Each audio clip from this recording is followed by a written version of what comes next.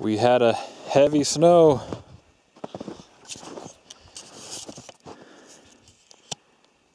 And it has destroyed our carport tent.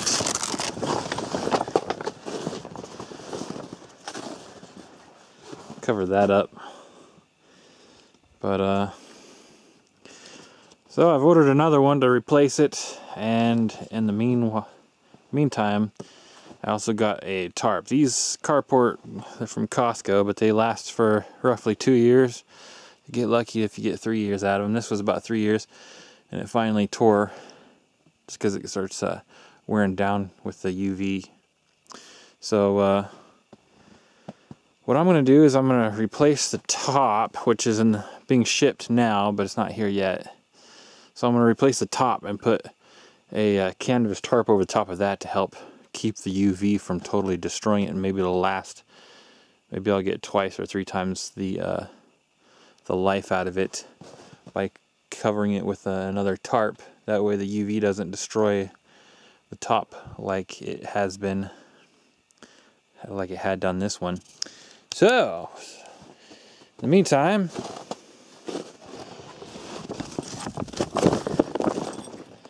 I'm going to cover it with this guy, which is a canvas tarp. And then when the